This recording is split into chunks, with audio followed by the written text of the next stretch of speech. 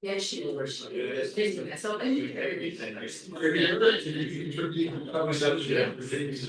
Mr. Tree Guy. Mr. Tree Guy. Mr. Tree Guy. No question.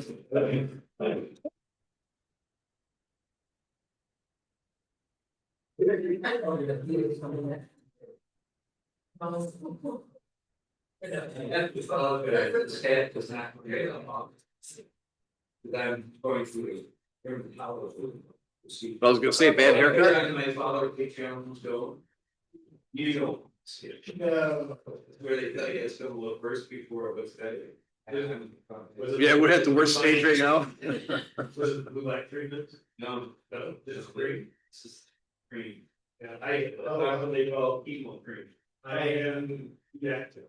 More so, I think. Yeah,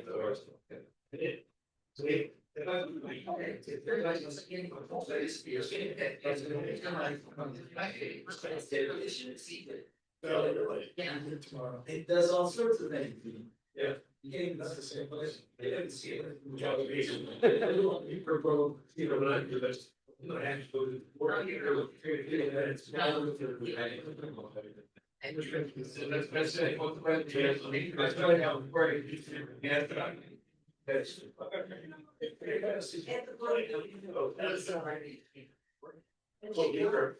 Is Dennis coming? Or did he say he doesn't? Yeah, you're late. No, I got 6:30.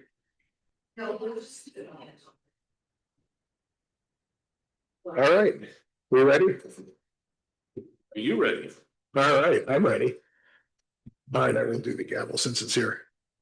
All right, the December regular meeting of the Park Township Planning Commission is now in session.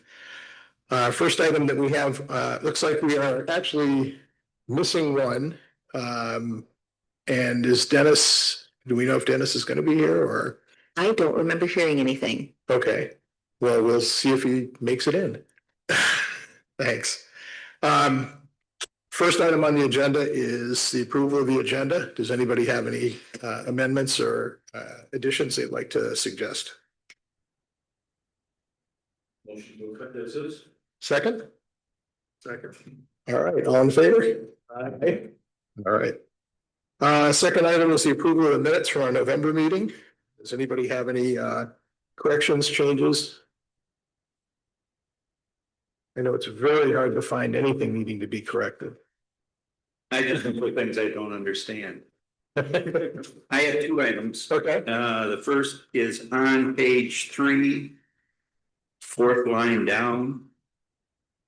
It says they reviewed the options for private and public streets back to look at private and public streets and I'm not sure what that all means. Yeah. Reviewed the option private and public streets back to look at private. Yeah.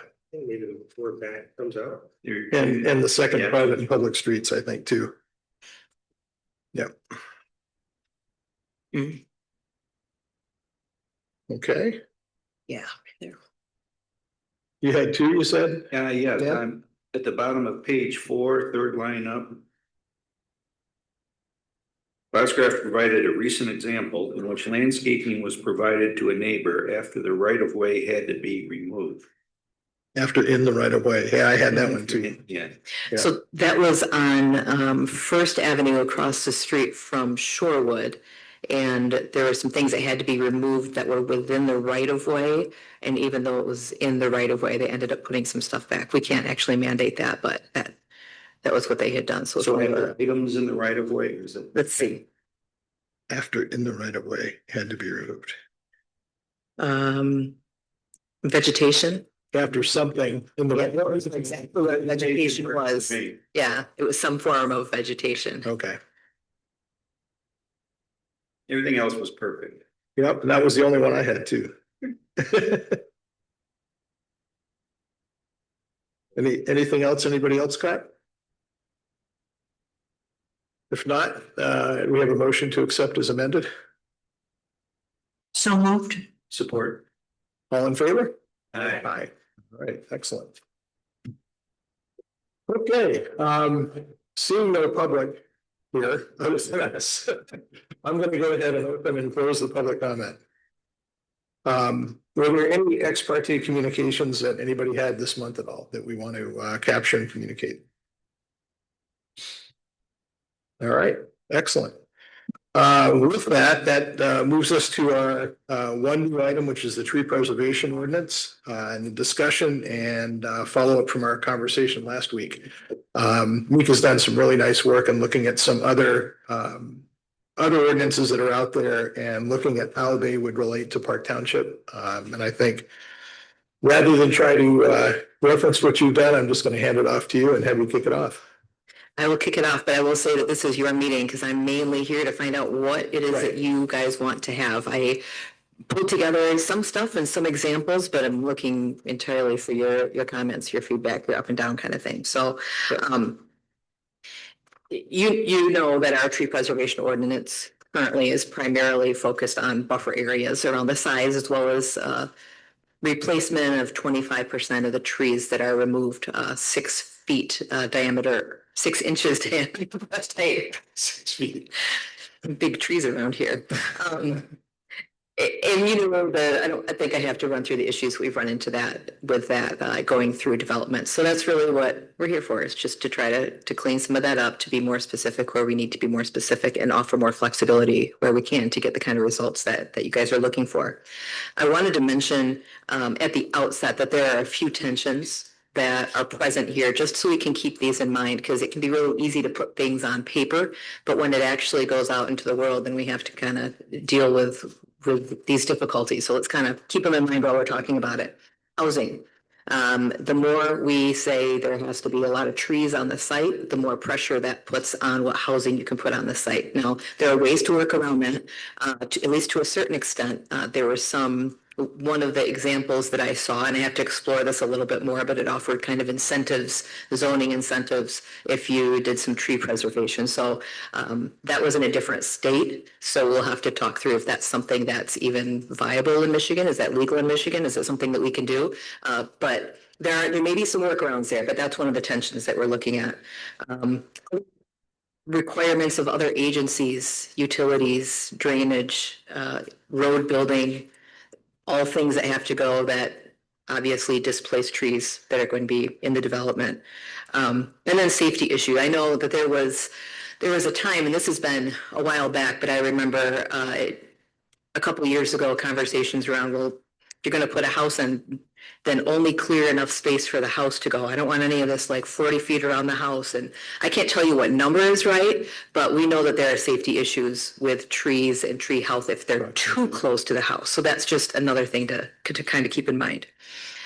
With those as reminders, the 3 things that I'm hoping that we can talk through tonight our purpose statement. We want to make sure that we know exactly where we're going kind of before we get started. There's already one. I think it's pretty good. But if there's anything else that you would like to see added to that, I'd like to hear that or subtracted from that or clarified in that. One of the things that I'm going to be doing is pulling some language from other legislation and governing documents to ensure that we have a very tight ordinance here. Sometimes these are challenged, and so we want to make sure that what we're doing, it's really clear why we're doing what we're doing and how it's related to the public health, safety, and welfare, which we believe it is, but we want to make sure that's clear in the ordinance, as well as how it ties to the master plan. So other things other than that you have. Also talk a little bit about the scope of the ordinance amendments. It would be really easy to go way down the rabbit hole and just do all kinds of things. So I'm proposing that this be specific to development, and then, you know, anything else around there as far as putting get on the same page as far as parameters there go. And I think we'll probably do a second part of this ordinance, which will be more specific to the drainage elements of it. And as we get a little further down the road, we can talk about how to do that. My initial sense right now is that we might want to include that in the same section, but do it separately. So we've got the tree and then we've got the drainage, but we'll see how the conversation goes as we get a little further down the road because they will have to interact. And then a little more conversation on buffers and tree protection zones. So maybe I'll say more on that when we get down to there, but there are a few different methodologies that are already out there for providing what we've been providing in buffers as far as kind of different layouts for the way that these trees can be protected. So those were the three main things that I had. So I wonder if we can kind of go back to the beginning and talk a little bit about the purpose statement. So our current purpose statement is there in Appendix A. It's on page 4 of your memo, so it's not very too far back there. And then right beyond that are purpose statements from a few other municipalities as well. So any comments on that? Would love to hear.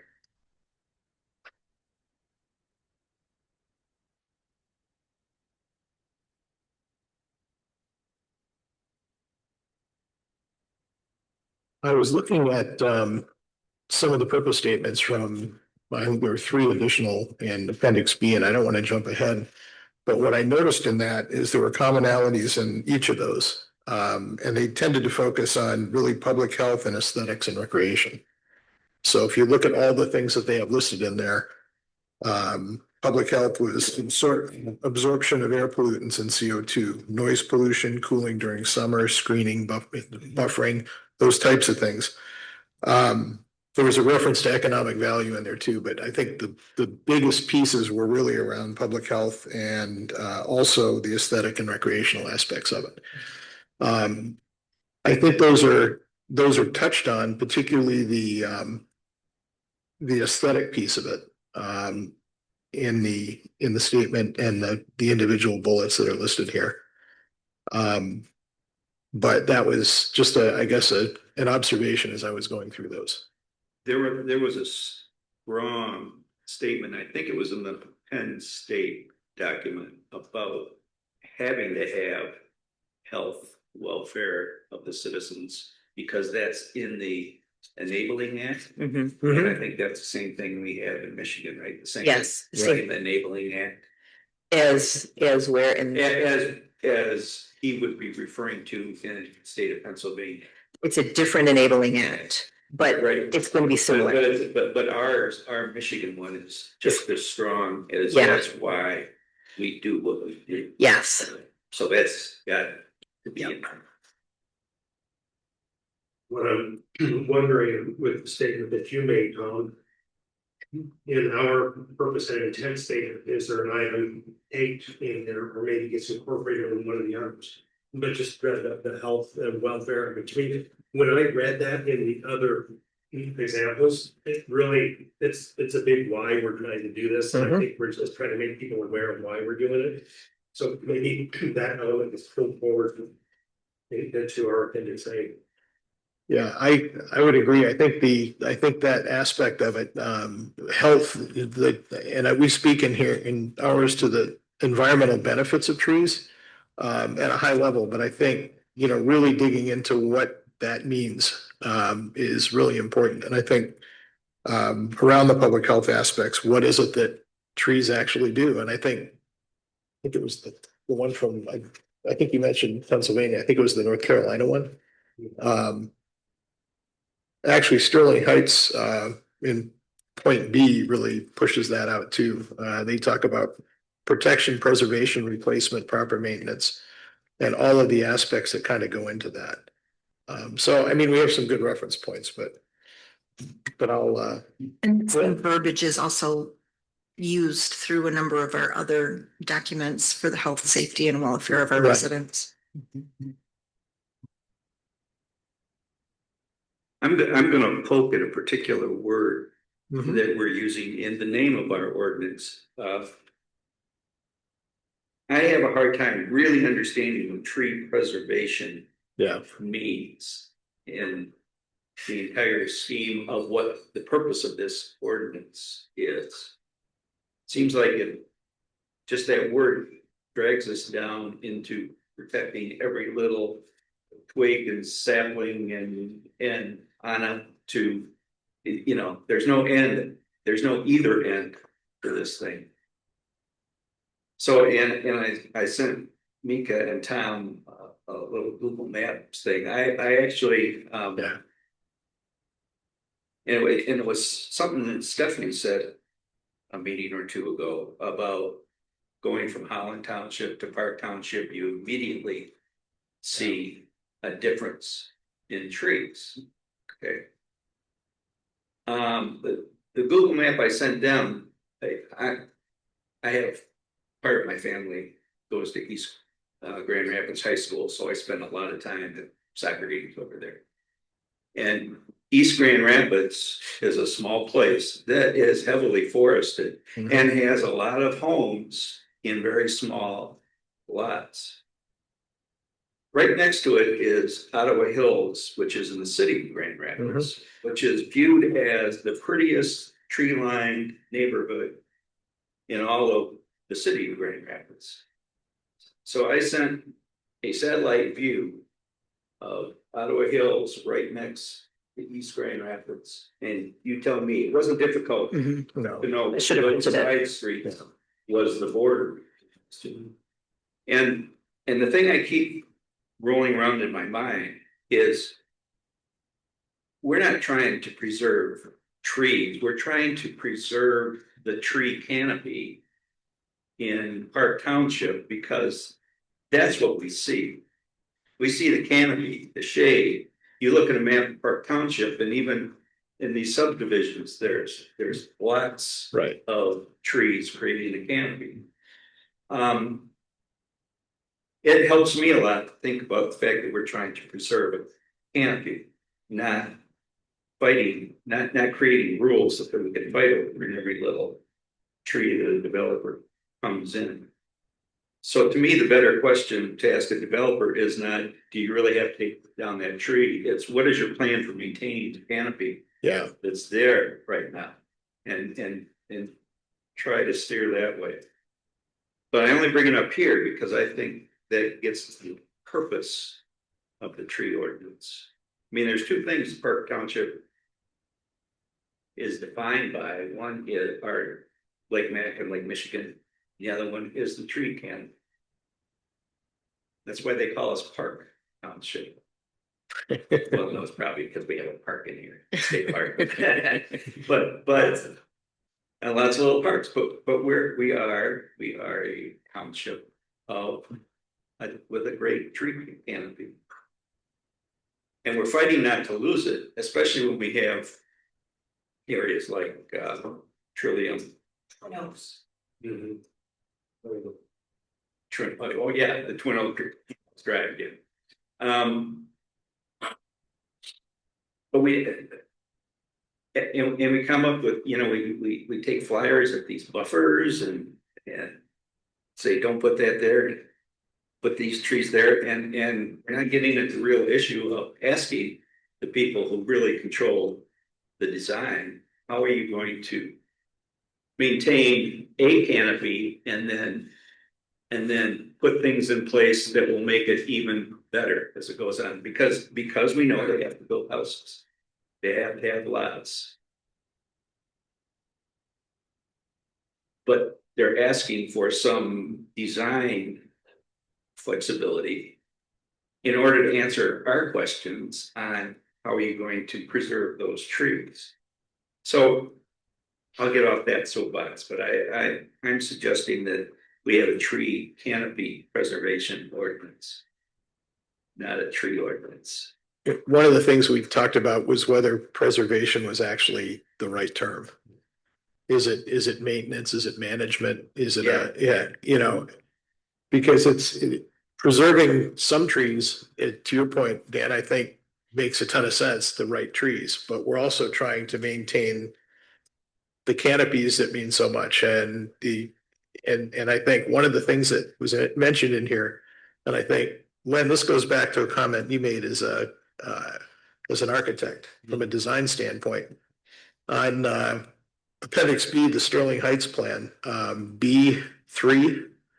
The point was prevent owners or developers of property from needlessly removing trees from land and encouraging woodland areas and existing trees to be incorporated into site design.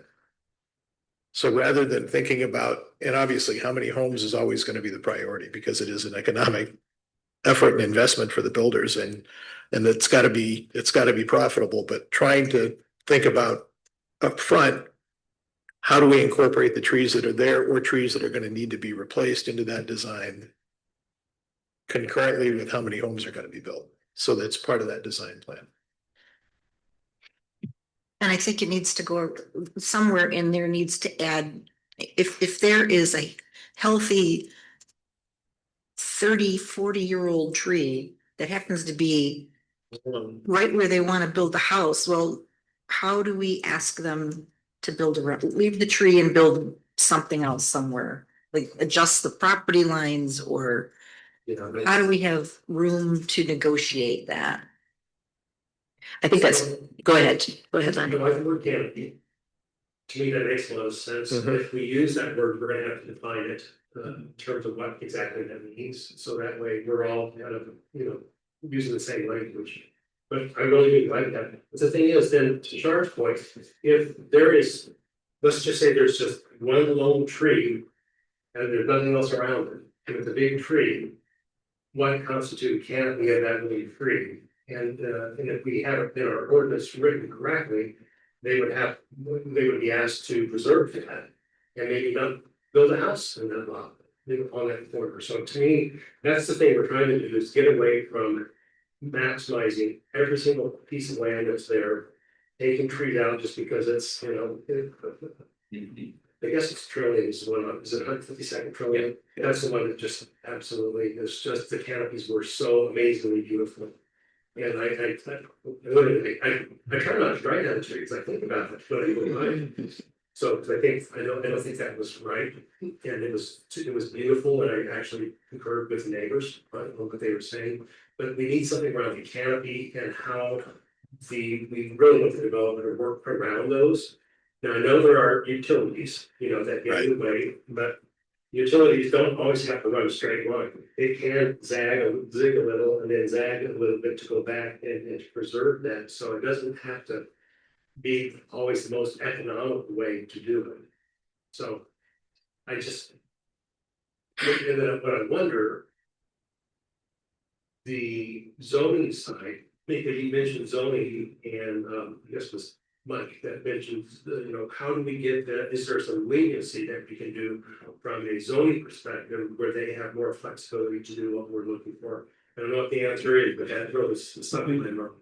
Yeah, that was a question that I had too when I came across the North Carolina ordinance that had referred to that. And I haven't had a chance to sit down with Dan and go through that yet, but I thought it was worth bringing out. Right now, where we get that flexibility is really within the PUD ordinance. And so we're always able to do that within the PUD ordinance. I think the question is, as something goes through, like a site condo, just a straight site condo, which is what Trillium is there a way to build that? Is there a way to build that into that? And is that desirable to build it into that? But I think that's a great question. On the big trees question, what I ran across, it's really interesting how many things are defined in some of these ordinances. And some of these places, these bigger places, they have 78-page, this is how we deal with our trees. We're not going to be there. Landmark trees is I think probably the most common term that was used for some of the bigger trees. And different places handled it differently, but they were recognized as, hey, this is something that's different and special. Sometimes it meant that if you're going to remove one, you have to replace it with 4 or 5 other trees. Sometimes I don't know. I'm trying to think if there were any that just said flat out, you can't take that tree down. That gets a little bit tricky if we're trying to be that, if you're trying to, every parcel is different, but that might be something to include or to look at, is that idea of a landmark tree and see how that might be incorporated in the ordinance, if that's something you're interested in. That reminds me of Twin Oaks. Possibly, to your point, the street was actually named after those 2 trees. And they're healthy and large and landmarks. Yeah, we talked about doing surveys and an inventory of these and stuff like that. And in some of those sites, it's just, it's a donkey gas, there's some trees, but you did an inventory of landmark trees or significant trees or something like that. Yeah. We just kind of identify those early on in the process, so they sign her on them or. You know, Yeah. do something like that. I think that would Should be in a show and tell guy. What's that? I said, be in a show and tell guy. Hey, you got your 6 inch distance? This is a piece of property in Douglas. It's actually a topographic survey is what they call it, but it's got every tree of 10-inch DBH or greater in there. Oh, there you go. To have that and have a developer use it, now first get it. This probably costs $1,000 to be created by somebody like kind of dog. But what a great talking point for a developer to say, here's where I want to build my roads and here's why, and here's that tree here, that tree there. This property has a 48-inch DBH yellow poplar. That's 48-inch. Wow. Wow. Correct. But it has lots and lots of 10-inch trees. Well, I mean, to the point of we need houses, some trees are gonna go away. But this gives us something to talk about, and I started thinking, maybe we don't wanna ask for a tree buffer at all. Ask for just a tree inventory of the side of greater. Talk about tree canopies, talk about where he wants roads, talk about what we can do with lot sizes. And give both sides some tools. Yeah. To try and accomplish both our goals. I really like that a lot, and that plan, the only thing that and. If there's something dashed in where you can see where the development is with all that together, because we were having to flip pages Right. to one translation. So But this would be first step, and I like this. yeah, the other thing you said I really like is before a developer goes in and buys the property, rather than knowing, oh, I can buy this property and there's a 40-foot buffer, here's how many houses, so yeah, I think I would apply it. If they know that it's gonna be that versus the buffer, they're gonna have it, they may decide that there's too much of a tree canopy, there's too much in there. And it's not really worth their investment, so I think it Well, gets. we're not saying he can't cut any trees down. Right.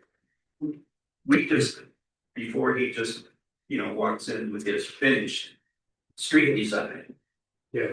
We haven't seen this or seen them overlaid on this. Yeah, and I wasn't saying that we couldn't put that streets down, it's just basically when they know what is gonna be required by a township, they think. Before they fully develop it and then bring it into us, so it helps them. Plan up front. Yes, yes, Not revise. so I'm in agreement with you, so yeah. I just wanna clarify, like. What I heard is it required this or a buffer. I don't wanna see it as an either or, because we have such wide variety in the parcels for infill. And I do think the buffers, still for other reasons to protect from the neighbors, whether it's still active farmland or other neighbors having those buffers is still really important. So that I'll say, but why should we decide how he is going to mitigate the problem? That's a requirement, they have mitigate sight and sound, how they want to do it. To a certain degree, but Yeah. also seeing when you're driving through the township, that is part of what I notice that differentiates us from Holland Township. Right, when I see a parcel that we've reviewed a site plan for in farmland, we've just had the one on the south side, right? We're still requiring that tree buffer. So when you're observing the township coming through, once it's developed, there will be that nice buffer, whereas up on Quincy, Riley, north up there, and it's open field and nothing but houses, and there is no buffer in Holland Township. And so it's, for me, it's maintaining the trees of Park Township and the difference that I see from development and balancing, right? Because doing infill, we're definitely gonna have some properties that are no longer farmed and very forested, and we're going to wanna see that information. We're also going to have some that are wide open spaces, and I think it's still important to incorporate trees into those developments so that we're not infilling in a way that's not compatible with the rest of our township compared to our neighbors. So rather than it's one or the other, it's one and the other. So you may say, I don't know how to incorporate it, right, cause it kind of depends on the parcel. yeah. Yeah, Yeah, we have a buffer on. What's the one on the south side that we just went through? Oh, Box- Box- We have a buffer there, but it's all on other people's property. So What's wrong with that? well, there's nothing wrong with it until they wanna go out to their lot line and do something, and then they can't have a. They can't do that, cause that takes away our buffer for this place, I don't know that. I'm not disagreeing with you, I'm just thinking of all four of the projects I've seen Right. in my law, So so here, in Trillium here, we kind of pushed them to a 40-foot buffer right, around all sides. Well, the north side of the lot, that's a sewer easement, and there's nothing. There isn't, Right, right. it's strictly, right, on the south side, well, it's up against Twin Oaks. And if you look at the backyards of people in Twin Oaks, they're right up to the lot line, you're even encroaching into the woods a little bit, and you have some of somebody else's property, and utilizing that. So how is that fair to Oscar, or the developer, is that he's not getting paid that?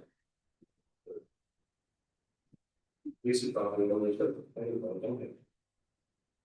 Yeah, I'm interested to know what their property looked like when they first purchased their lots, maybe it was at a time where It was just like, surely, was it? 30 years ago, but. Yeah. It was full growth. Okay. So it's kind of a language of buffers, canopies, and landmarks. Those are. Landmark trees, yeah. Those are the three things that were sticking out of my head, that it's all of those. Yeah, and I understand the concept, I think, of maybe minimizing the requirement of a buffer to the developer's right to choose a solution that works best in a particular parcel. And I think that's kind of maybe where you're headed.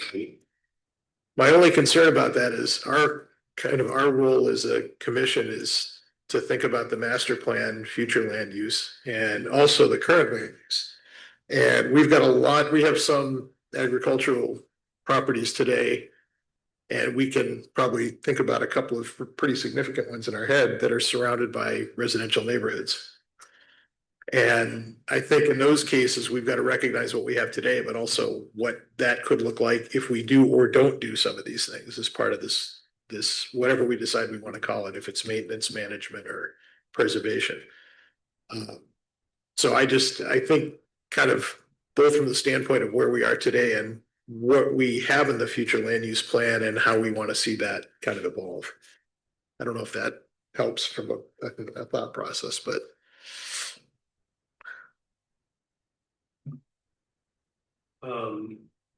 I was talking to a planning commission person that was Sawtell Douglas. I think that they just went through this themselves, and he said that they have a pretty stringent, and I don't know what stringent means to anyone to look at it, but I don't know if it may be something worth looking at. Yeah, I don't think I've seen that one. So as far as the trees, they have that one? Okay, Yeah. I didn't run across that one. Cause that's two different. Let's say Sawtell. I had Douglas but I know it's Sawtell for sure. Okay. I'll look it up. Hey, I'll give you Trying to help me out, know where to go. I actually can find the name of the supervisor. Okay. I can get that and that again. Perfect. Thank you. Sounds good. Does Saugatuck City have a planning commission? Yes, Yeah, they And did. Saugatuck Township has. a they do. planning- Yeah, And Douglas, I know, has a plan. yes. It's Sawtell. Is what? Person I'm talking about was Oh, on okay. Sawtell. Who's Sawtell? Says it involves local ordinances in both the city and township.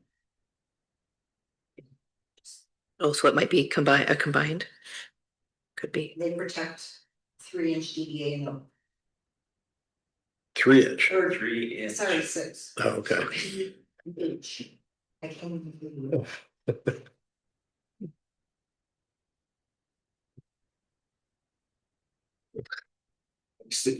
Well, they're protecting. There's a standard street Protect that.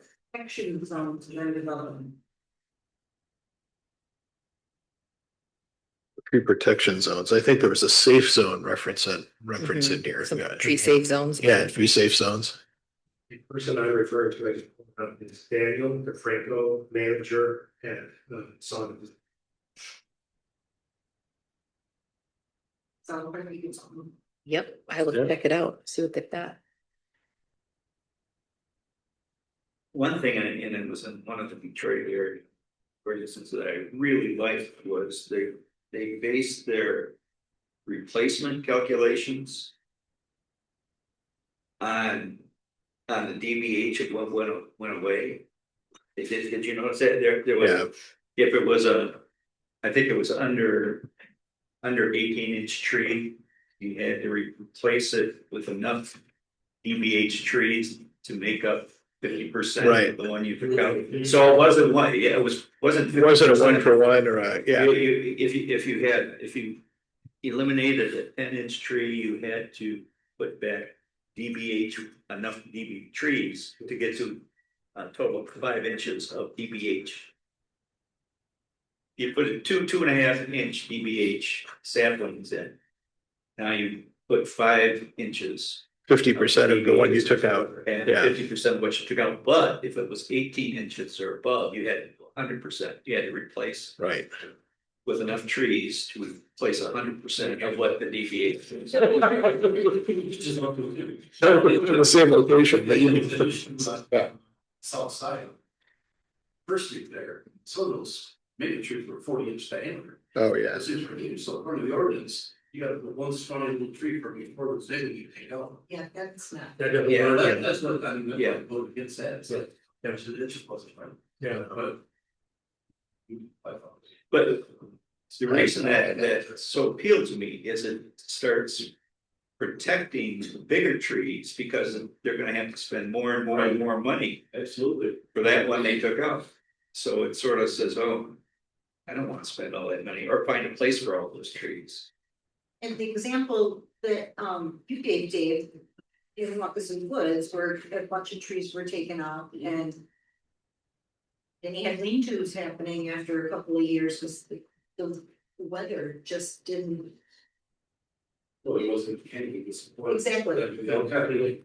We protect one another. Yeah. It's kind of a ecosystem, it's the word I'm thinking of, they don't work, they all work together. Right.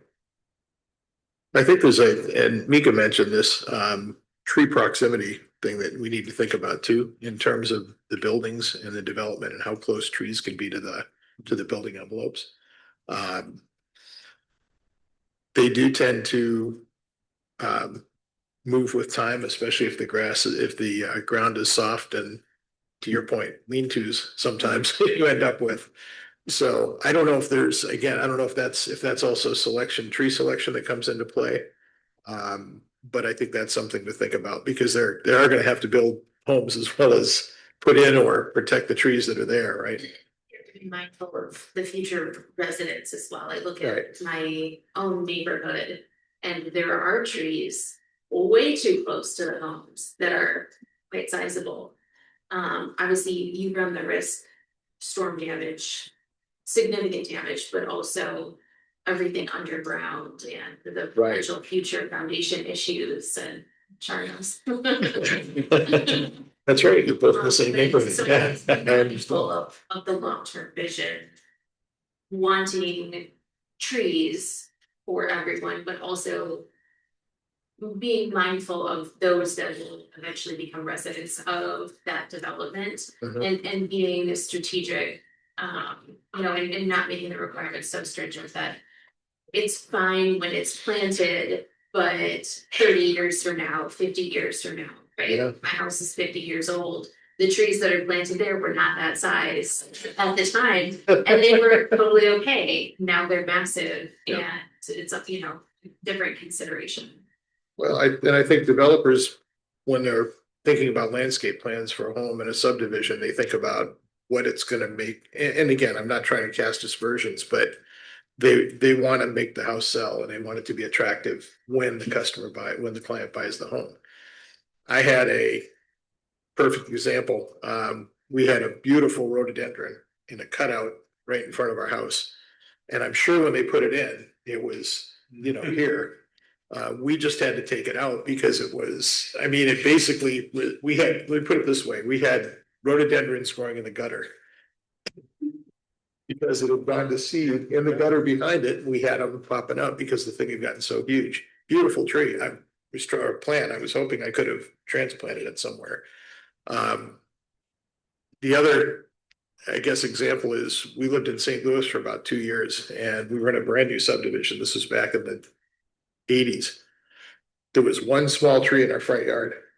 And, we had pictures of the house when we lived there. We were there a couple of years. I went back 5 years ago and I couldn't even find the house. Oh, wow. Because the trees were so built up. I had the address, but I couldn't believe it was the same home because of, it was a brand new neighborhood with all small trees and now you could barely see the homes. So it's a great point. And I think, we always think about how it looks when it's put in. We don't think about what it's going to be like in, even 15 or 20 years. And then, so new developments and new subdivisions is gonna be, are we gonna have a separate part of this? I don't wanna buzz here. For, current homes? So the house I purchased, the, owner, his favorite thing to do was go to the nursery when everything was on sale. And so your story just reminded me, when I bought my house, you could not see it. Right. We took out every tree in the front yard because they were like on top of each other. And do we need to write into our ordinance something about current property and how to That's kind of of a tough. awfully wary of going on private property and telling them what trees they can, where they can. we'll just leave those issues for the homeowner then. And there's a homeowner association that typically have, Yeah. because I was over Marigold, I was president of Marigold Woods Association for a few years, and so. When people wanted to take trees down, they went in front of the association, and we didn't have to get involved with that, the Park Township. So the association had their. And so there's pockets of those around town then. Yeah. If you've got one, yeah. If you've got an association, Also, that works really well. Liability issues, tell Yes. them, or tell them Yeah. they can't, or can, or what. But I will add something that I saw in the East Grand Rapids ordinance. If there is, and this is in the front yards of homes or side yard, but if they have a tree on their property that's not in the right of way, but the limbs of the tree go over the right of way. Then the city the city is responsible for the maintenance, but they can tell them how high they have to trim it up. Take out dead stuff that is hanging over the tree, Right. but there's a city interest in maintaining the health of that tree because it is part of the over the sidewalk canopy. And I didn't see that any place else. So. Just on your street. The utilities came through and took out the whole south side. Yeah. Yeah. That is separate from the city doing anything. Yeah, utilities get to do everything they want. They took a lot. From what I saw, because I. Oh, yeah. Turn around the tree and go wide. Just looking, you don't say. Well, and I think Stephanie made a good point too about everything being underground. I think in older neighborhoods, you still have power poles and you've got a lot of things that are still above ground. Obviously, water, sewer, septic, those things are going to be underground. We're in a cul-de-sac and I wanted to put in actually a couple of small evergreens in the front of my yard. And when I had Miss Dig come out, I found two spots where I could put them in, and I don't know how long I'm gonna be able to leave them there, because I'm sure at some point the roots are gonna go out into some of the utilities. But the reality is there were so many utilities coming around in that cul-de-sac that you almost have to, and I'm thinking about just the process of thinking about plantings versus utilities, and how once they're in, you don't have a lot of flexibility. So, Another reason to have a little map like that Yeah. before they start laying out where they want the utilities to go. But there is also a pretty standard location for utilities as Right. far as distance from the center of the right of way and things like Yeah, that. So yeah. there's not always a ton of flexibility once you've decided where the streets are gonna go and how that can go, although private lines might be a little different. right, and if you've got septic, that takes out another large chunk of your yard. So, yeah, I mean, and you can't change those things because utilities are gonna, as we've talked about, are gonna take precedent, but That tree selection guide, you sent it, Michigan Tree Species Selection Guide, Mhm. that had citing recommendations. yeah, that was really good. That was really Detailed. good. Yeah. That was a great document, it's October 2025. Yeah, I thought that was pretty, Yeah, yeah. that Very was- current, yeah. I had a resident expert take a look at it too and say, is this any good? The thing that I think somebody mentioned, so like, after the development is 30 years old. And you have these beautiful tree lined streets, then all of a sudden, the sidewalks are being picked up by the roots and everything, and so, and I've actually heard people that have fallen and broken bones from Mhm. misstepping because the concrete is very uneven, so Right. I wonder. Is there a recommendation to say, these are the species that the roots go down rather than go out, that would be helpful, just, from a safety perspective long term? Yeah, we could do something like that. And I'm a little on the fence. I'm concerned about not being able to keep up with it as, you know, as varieties change and things like that. But that tree selection guide had a lot of different things in it. So I think we could put something like that in there. I don't know, and we can talk about that more if we do want to go ahead and say, hey, let's give it a try and define what the trees are, or just say that it has to have root structures that don't, that don't affect sidewalks or that sort of thing. Right, right. But it is really helpful to be able to say, this is the list. So there's, yeah, it's kind of a balancing act. It's either maintenance to periodically have to go in and update that list. Yeah. Or not have as much specificity. Yes. I think But on Dan. the other hand, Sorry. No, it's okay, go ahead. while it certainly is going to change over time, and we can't predict, unfortunately, I'm sure there's gonna be more pests and other things that are going to impact, varying species. But it does take time, so it's not like something you'd have to be doing every year, but it would continue to create some sort of maintenance for future planning commissions. Right, Yeah. yep. So I know in just some meetings, we could talk about trees, and they said, well, what do you want, what do we want to put in there? It's like, well, we should be telling you, so if they go to Right. like that. Yeah, Right. That's really what we want to do, and they can tell us what we did, Mhm. how we comply with the guide, so that's. We should be giving suggestions. no. Yeah, well, and I mean, I do think it could go either way. We could say, just go to the guide and take a look at it, or we could say, here's a short list, and then Right. we could build something in and say, or similar species because of reasons, you have to prove it to us, so. I think, Dan, you mentioned sycamores as being one of the prime issues, and Don't put it next to a sidewalk. yeah, don't put them next to a sidewalk because they grow, Or yeah, else it grows up. breaks. Yeah. Where the word sit. Even maple tree right next to a sidewalk is not gonna be your friend. I mean, they've got very shallow roots that will really, pop up on other sidewalks or create, lumps in our bike paths and. Yeah, we have those. I think there was another interesting one in here. I don't want to get too far in the weeds with this, but there was a comment around street trees and salt tolerance that I thought was pretty interesting. Bushes, I don't know if they're evergreens or certain types of things that are more tolerant to salt. If you've got trees along the sidewalk and you're gonna have a lot of salt at the edge of the driveway, that's something that also. Okay, Protect, because the blueberries are incredibly sensitive from what I understand. Salt. to salt. okay.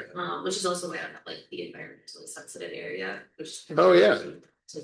I've seen this. domiciles in those areas. Okay, Um, interesting. But Okay. you'll see a lot of barriers. Not necessarily everywhere, but in some of those areas where it's especially close to the road, they'll try to have Right. a barrier of some sort. The corner of James and 160th. Yeah. So Yeah. that definitely plays a role. Obviously for our developments, not be quite as critical, but Right. for the neighbors, depending on where it is, could be beneficial. I've got another, well, actually two questions on appendix A. The purpose and intent, 6 and 7.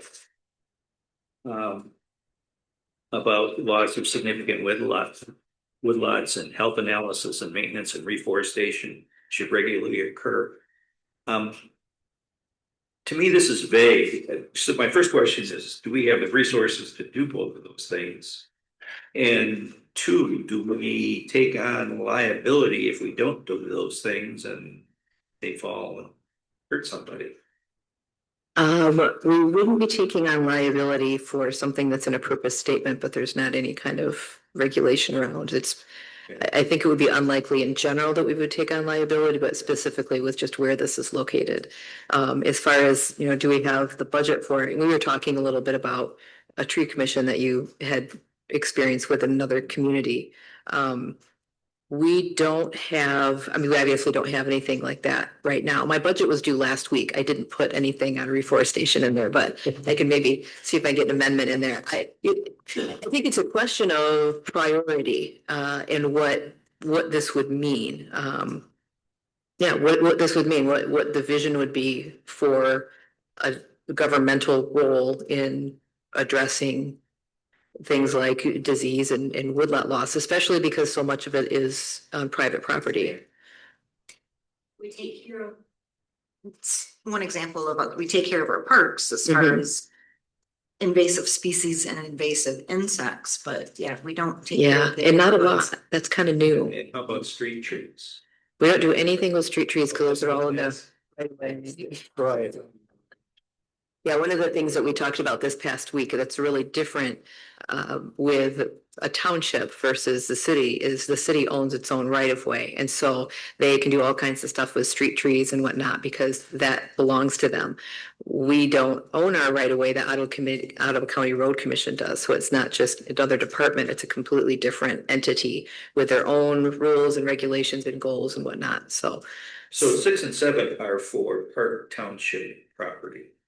Period. I don't know. I don't know the origin of those two or the purpose. So when a developer talks about street trees, they're getting their approval from Ottawa County? It depends. So they're not going to be putting them in the right of way. If it's a public road within a development, the street tree is still a street tree, but it's not inside the right of way. It would be planted outside of the right of way, right? Okay. And it would be similar to that if there's a private road, there's a private road easement that's functionally pretty similar to the right of way, and that would also be, they would typically also be outside of that. You could potentially in a private allow for something like the tree lawn, but we've not really seen that come through in plans, I don't think.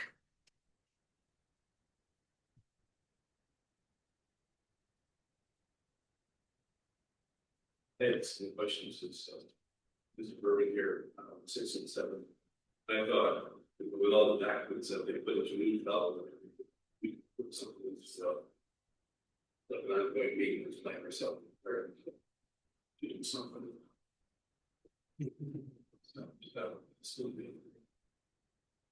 Like what they actually do with the trees in the long run. Yeah, Yeah, that's something. and probably a whole negotiation, we succeed that trees on the. The last couple that you've approved have had a clause in there, and I think they're the ones that are still waiting to go to before the board next month, but they had a clause in there that said, if you have to take out a tree, you have to show that it was diseased, and then you might need to put 2 new trees in or something like that. So we could do something like that as far as maintenance goes. Well, I think along those lines, 5, say the restoration of a street tree canopy being important.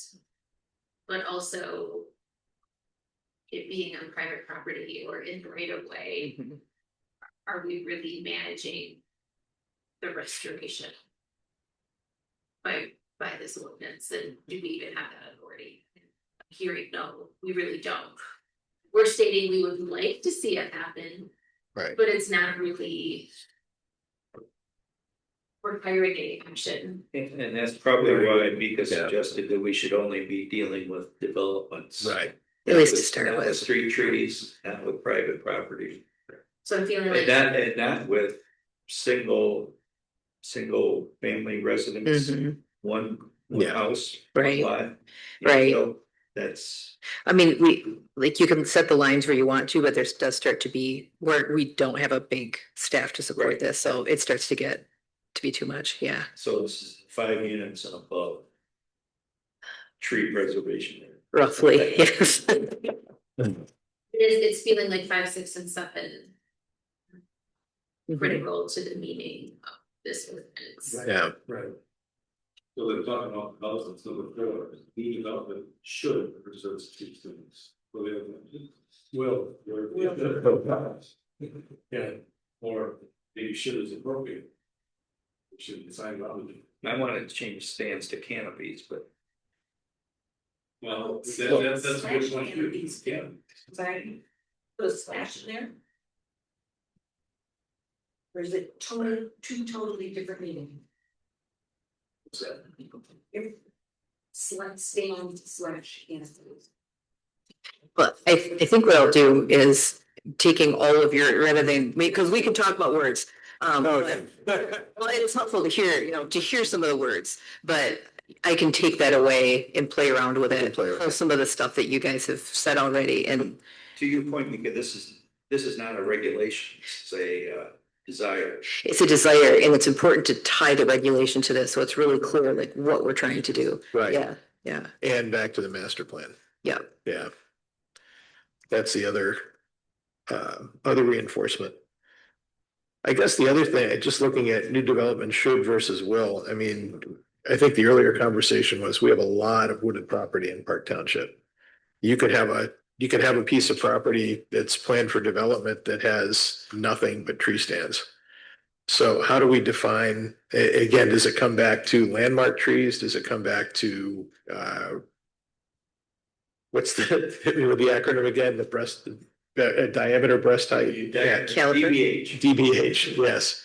I mean, is it specific sizes of trees within canopies or within stands? I don't know. I mean, but it feels like just, again, saying generically tree stands or tree canopies, they can be made up of a lot of different types of trees, some of which may be landmarks. Fines, did they give defines a tree stand, I know. Yes. But did they put a number on it? Yeah.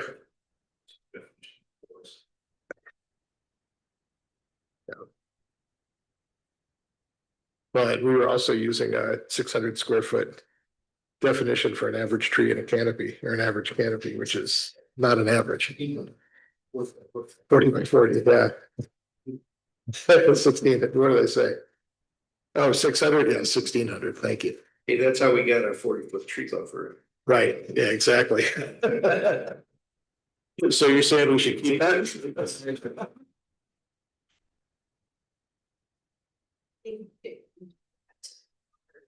Purpose and really. I think we could scale it back, even references to. Maintaining limited, but or not necessarily limited to, but North Lake Shore Drive, or having like the references to them. So we have the tree. Lanes, tree, we have something, I can't Mhm. remember exactly what term we use it, but it is in our master plan, it is. Which is nice, but also.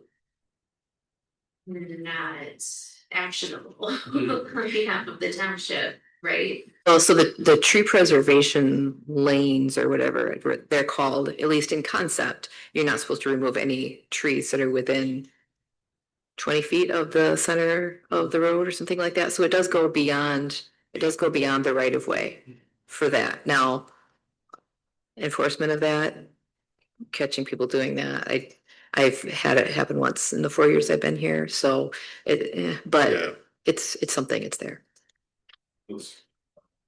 Yeah. Yeah, Right. yeah, we have a map Then too. even for just reference the map or reference that we need to get that specific. Right. And then they. Yeah. Or look at any other, that's where we were, in theory, right, was our purpose and intent. Mhm. Really striking, quite a pivot.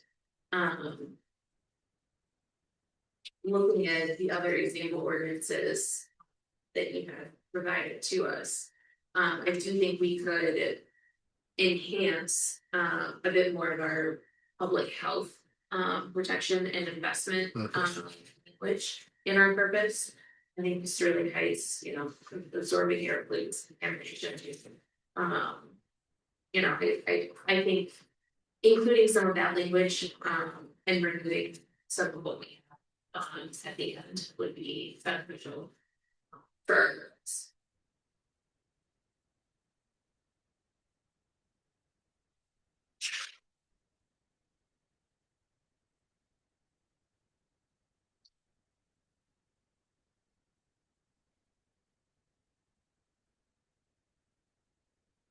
North Carolina has similar with regard to promoting clean air, reducing pollution, carbon monoxide, returning to oxygen, increasing justification.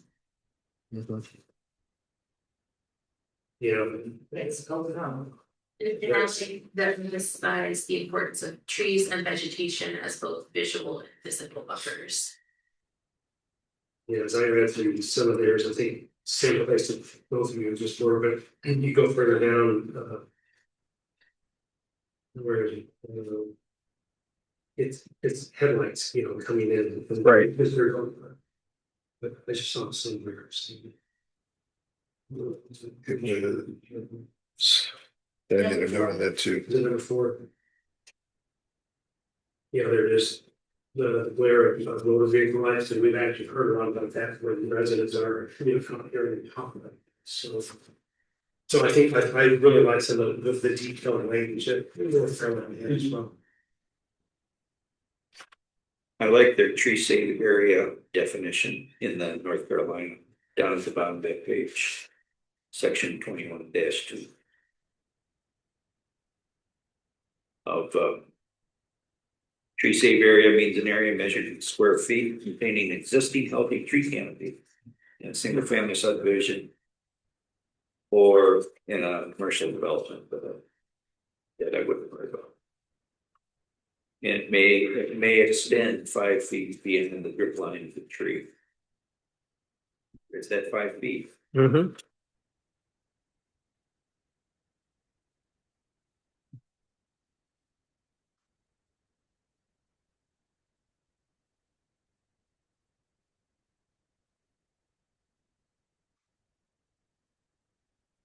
I think one of the things that Mika was asking for in here, and I'm not sure we've gotten there yet. We could talk a little bit more about it, is I think you had asked for the buffer, do we want to try to define the depth of a buffer or the width of a buffer? And we've talked a little bit about buffers, and we've talked a lot about other aspects of the different ordinances. I think that we got the landmark trees, the desired buffers, and drainage. And we still kind of haven't, I think, got our arms around that, or at least it doesn't, I don't feel we have. Is the tree survey / inventory, I know we went through this they're two different things, I know. But the landmark tree survey, is that a point of flexibility in determining the buffers? I'm just trying to think about how we want to think about this, because I do think that knowing where those landmark trees are, and again, we can define the diameter breast height of those and figure out which ones we want to know about and how we want to determine that. But I think we still have the conflict of wanting a buffer when we have drainage along a perimeter of property. And We still maintain some sort of distance. Maybe what we have right now is adequate, and then. If they do an inventory. And. Which we require, and we require a buffer. It's not defined yet. Then their plan, they have to now sell us. They have to have a buffer. Mhm. How big is it? Where is it? How does it fit into all this? Rather than us trying to say the ordinance, the regulation says you have to have a 40-foot or 20-foot Right. buffer, and then we'll argue about that, which we're just picking a number out of the sky anyhow, as some sort of an impetus to do some, we're using it as a flow, not as. So, but we want a buffer, but I don't know that we yeah, have to define it. Size in the ordinance. It sounds like there's a hierarchy yeah, in there, and the decision making. And buffers are the lowest thing down there, so, big trees, the canopies are there, so it's almost look at this, and then look at this and this, and then you tell us. You tell us where's your buffer Yeah. right. and how effective is it? Kind of like that approach, so they know if you have to go through these 4 steps. And then they let it just. Like right for that site. In regards to buffer. And I think we get a better feel for that too, actually making sense, it's Yeah. walking properties and seeing what's there and. What's visible and. That from other properties. Yeah. I think that's a good starting point. When we're talking to a developer and when they're coming in, they're looking for something that's a little bit more clear. And one of the things that can trip us up is if we don't have clear standards. So, or, clear, this is what's required of you. So, when we're talking about like trading off, and I want to explore a little bit more that idea of the decision tree, because I think that's interesting and a good idea. But I wonder one of the ways could do something along those lines is we might evolve from this, but we've got the buffer right now, but we don't say what that buffer needs to be. And so it always comes in, and the developers, I'm having conversations with them ahead of time too, saying, well, how much is the buffer? Our PUD ordinance talks about required landscape buffers not being part of the open space. They're trying to do that calculation. There are a few different things in play there. So one thought would be say, okay, your buffer is 40 feet. But it can be reduced by this, or this. So right now, the ordinance offers a lot of flexibility by not defining anything. And I wonder if moving towards something a little bit more concrete, but with more defined, this is how you can reduce your buffer. You could change it out for, if you've got a landmark tree, that can be a reduction. If you have this, it could be a reduction. I wonder if there's a way to build in flexibility there. Yeah. Mhm. And it lends flexibility to the property because we know not every developable property is anywhere near the same as the last one we saw. I mean, they have common points of tension, but they're not all the same. So that does provide some flexibility. Yeah, I like that idea. Yep. Giving them some options, but start here. Right. Provide us this information, start here, and then.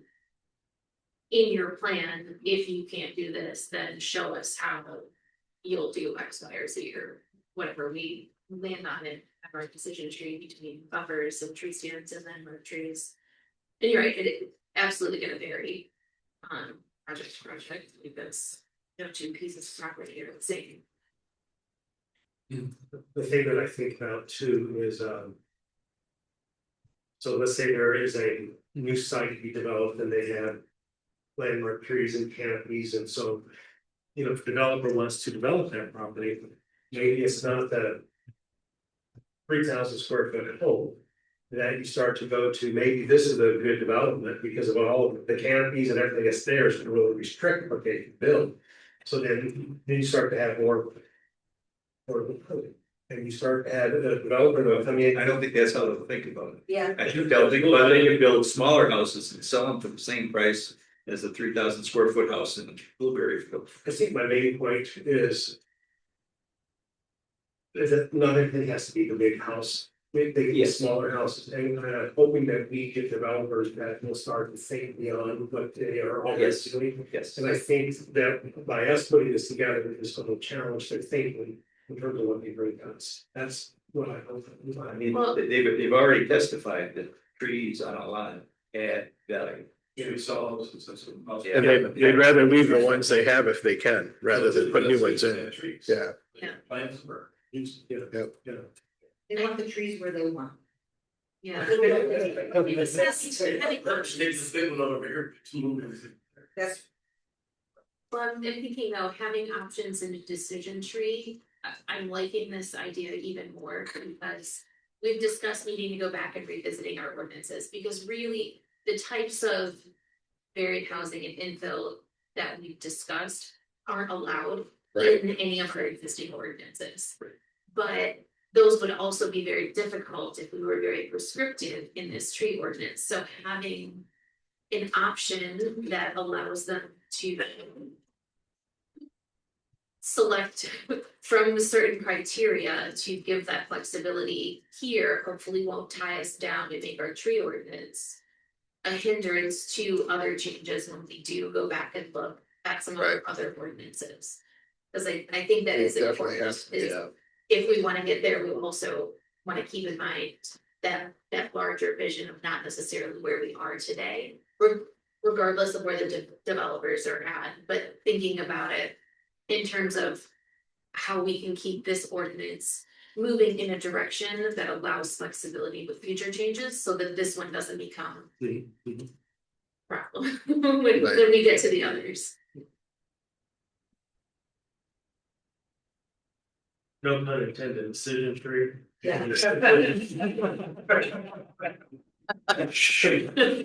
sure we get a cartoon in the ordinance.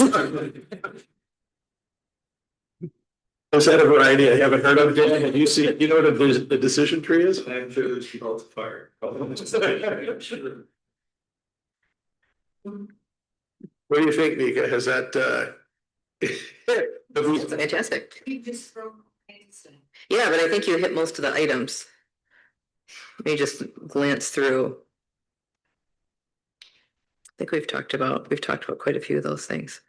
yeah, and I don't. Yeah, and the buffer tree preservation zones, we talked about that quite a bit, and that was one of the concepts that we'd never really dwelt with before. So I think you guys have thrown out a lot of stuff that I can kind of start putting together some pieces, and then can move them around and tear them apart and come back again next time. So I Sounds think we're in good. pretty good shape. Yeah, I don't want to rush through it. Yeah. It's too important. I mean, we've had figuring out the way to make this. You can, whatever term you want to use, flexible. Something that can be followed more easily. Something that inspires creativity and, there's a lot of elements to it, but. Yeah, I think it's a really interesting approach. I think it was a really good discussion. So. I had one other item marked here with regard to the three tensions for the planning commission, and the top one reading that, like rest of the Ottawa County, we need to produce more housing. What does more housing mean? And is there a quota And why? and why? Yeah, Well, I've had a number of residents say, keep allowing more houses to be built, and I'm like, I can't stop it. I've asked you that question too, we Well, can't stop it. yeah, I mean, it's true. We can't necessarily stop it unless we radically change the zoning ordinance, and we'll probably find lots of new ways to get sued if we try to do that. Thank you. As far as how is the need defined, Park Township hasn't done a housing study as of yet. I'm looking at it right now. May or may not, kind of weighing that. Yeah, but. Okay, yeah, so that was they have done that on a handful of occasions. Generally speaking, Ottawa County is growing really fast in there are a lot of people that want to move here and it's putting a lot of pressure on housing. So do we have to build housing? I mean, you don't ever have to. I think that the pressure is there. And so choosing how to do it in order to help meet the needs of the community is kind of, it's gonna, there are ways that it's gonna come regardless of what we would like to see. And then we need to determine, well, what do we feel like our role is in providing this very essential item that the community needs? I'll put my Lakeshore Advantage hat on, as long as I've got it on. Yep. Lakeshore Advantage is hiring a full-time person to deal with the housing problem. It's that recruiting is extremely difficult. At all levels, from shop floor up to senior management. In the Holland, Zealand, Grand Haven, Saugatuck, Douglas region. They have to live in Grand Rapids or Muskegon and drive every day. And people are saying, no, I'm not gonna do that. I'll look for a job in Grand Rapids or Muskegon. So there's a housing shortage that's affecting the ability of our industries to populate themselves. Or to consider an expansion. If I'm gonna expand here, I've gotta know that I'm gonna have people to get it done, or else I'll go someplace where the people are already in existence. So is there a per township housing problem? No. Is there is there a West Michigan Lakeshore housing problem? Yeah. Definitely. Yeah. And I mean, one of the things we have to consider, and I know Steve has talked about this, is, essential service workers, teachers that we would like to have come to Park Township and West Ottawa schools and those areas. I find it incredibly difficult to find a place that they can afford to live. And there is a gating factor around your ability to grow in a healthy way if the schools can't attract, and I'm not saying we don't have great teachers, but a lot of teachers are retiring and we need to, a lot of everything, a lot of everybody are retiring. Tradespeople, a lot of service workers, a lot of teachers are going to be in positions. We're going to need those positions filled with qualified folks, and they got to have a place to live. Yeah, in another conversation, Supervisor Spoolhoff partnering with Benjamin's Hope or another organization and developing a parcel of land that we can actually not necessarily dictate what goes on it, but help persuade smaller houses, smaller built houses. Right. Littler, But you have to allow. right. So that would be part of it. That's the zoning. Yeah, that's the zoning piece. I think that's, I think we need to prioritize that zoning piece, because we can have these conversations, we're never gonna persuade the developers. Right. And at the end of the day, needing to be mindful about not gatekeeping our own community by saying, we don't want anyone else here. Right. Just because we're fortunate to have found a place here. It's not being a good steward, it's not being a good neighbor to also be exclusionary. That's absolutely right. Start thinking about, yes, but not in my backyard.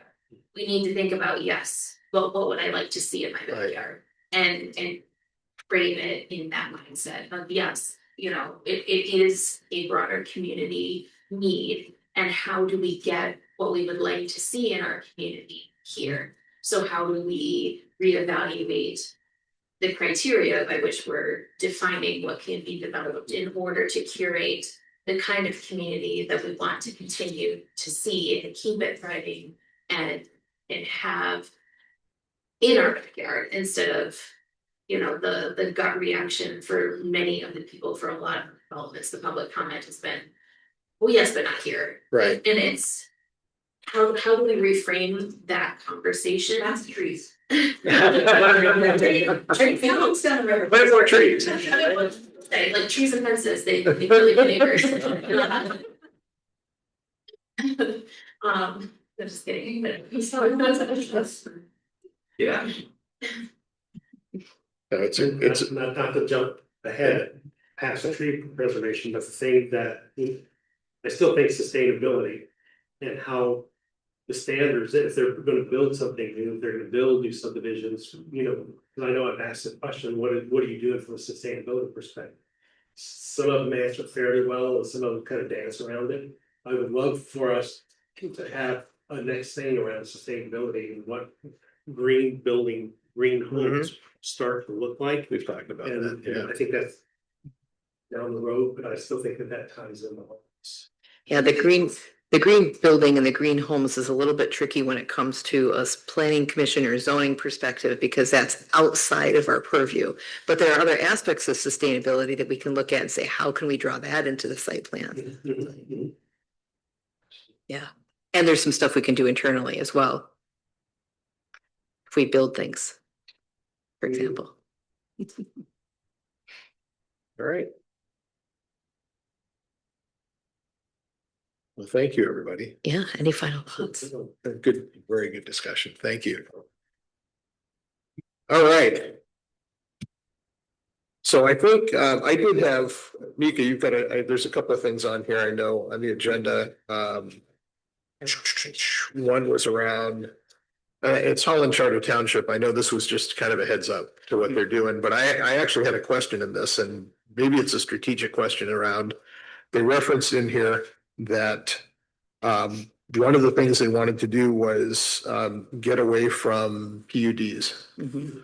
Can you provide a little context into if you know what their thinking is on that? And I don't know if you do, but Yeah, I haven't talked to them about that, but the upside of PUDs is that there's a lot of negotiating ability back and forth as far as what it is that you're getting. They also tends to make things less predictable for the developer when they're planning their project and more expensive. So if you compare, remembering that you didn't love the outcome of Trillium, which Right. was a straight site condo. It went through really fast compared to the PUDs, like much faster. So it's a much better process if you're looking for housing. It's a lot faster to do that. They're also a lot easier to administer. PUDs, each one is functionally its own zoning district. It's an overlay in Park Township. It's not a replacement, but functionally you're always looking at, okay, so what's the setback in this area and what's the this and that area. You're also not able to people aren't able to request variances in a PUD, and that makes somebody who's lived in a neighborhood, now that the neighborhood's 30 or 40 years old, well, somebody else gets to ask for a variance and I just have to kind of live with whatever's there. Yep. Yeah. There's not a way around it. Not a very good one. So there are some downsides to the PUDs. I don't think we're ready to kick those quite to the curb just yet, but one of the things that we can do and be moving towards is incorporating things into the zoning ordinance and into other development standards to say, this is what we want, so that they're able to move through more quickly. Now, it may be, well, I don't know. I was going to say it may be more difficult to do some of that decision tree stuff when it comes to tree preservation, but there might be a way to put that into the ordinance that it's more of a calculation of, you're going to do replace this caliper of tree, this, you have to, this more formulaic. You'd have to come up with something that's a little bit more formulaic. But I think that's, without having specifically had that conversation, I think that's what's behind it, is reducing the complexity and speeding things along. Okay, I thought it was interesting because I know that we've had at least one developer said that PUDs are becoming more restrictive, more consistent, and the expectations don't leave the flexibility that a PUD, or at least in the opinion of that particular discussion we were having, don't provide the flexibility that PUDs have in the past. Sure. So I mean, the other thing I thought about with Holland Charter Township too is they're also very focused, it seems like, on workforce housing right now. And those I would think are pretty straightforward in terms of, I don't know what the zoning would look like in a situation like a large apartment complex like the ones that are going in off of Lakewood, but Yeah. maybe there's not a desire for that kind of flexibility. They just want to focus on certain types. And Yeah, I'd have to ask, and I can do that. yeah, I just caught that interesting, particularly with the number of PUDs we're seeing. Yeah. Yeah. Cool. All right, other business and announcements. Did you have anything else on the Holland Charter Township piece? Nope, that was just kind of for information. I thought it was good stuff. Take a look at. Okay, thank you. Well, it doesn't, I don't think we have a ZBA report. Nope. I don't remember. So sure. We were I have nothing to report on from the Board of Trustees because I was sick for that meeting. Okay. I missed. Other than I did go listen to, along with Dave, our congressman, we had breakfast with, Purpose of going. Breakfast with Bill? Okay. Earlier in the week. And, interesting. It was all at state level and what's being discussed and, things coming on down the line, but we thought we'd ask questions. There was no question. It No, was all scripted. there you go. Informative, very informative. All right, I did see that he had decided to run after had not, I had heard he was not going to, and I think he announced that breakfast. Yeah. Yep. That was the decision. Yes. Okay, that was it. That was his CD release party, huh? Okay, very good. Mika, anything from you, Lorna, that you want to share? I think. My brain decided that I was on holiday 2 days ago, even though the work wasn't done. So I don't know. Yeah, I think we're all kind of at this point, so. Anything that we, outside of what we've talked about, that anybody wants to discuss or share at this point? Something that I read, I think it was in the Sentinel, that I thought was really interesting, and they just took the broader. It went all the way down, I think, the Hamilton, Saugatuck Douglas, but the three big things that have happened that impact our community, which one of them is right here in Park Township. So one of them is the community center. It's been a 20-year vision, to get that built over in the where Yonkers used to be. Then the other was a second item was a transportation system, but I think that folks down in Finnville, I started bringing that population of people, up into the Holland, Zealand area for, just for commerce purposes. And then the third was West Ottawa Schools and what they're doing with their new programs, bilingual, and so I thought that was really quite fascinating. I think Los Rios is one of the, either the name of the school or program, but there's 2 different programs that they're doing. It's the old Holland. Yeah. And I thought that was really Oh, yeah. cool to see what West Ottawa is doing. I mean, that kind of goes back to why should we have affordable housing for some of these teachers, that are teaching in West Ottawa to be able to live and teach in this community. But I thought it was really cool that West Ottawa was highlighted. Significant contribution. Yeah. All right. Thank you for sharing that. I think at this point, if we don't have anything else, I'd entertain a motion to adjourn. The move we adjourn. All in favor? Aye. All right, I don't think there's anybody opposed, so thank you, everybody. Good discussion.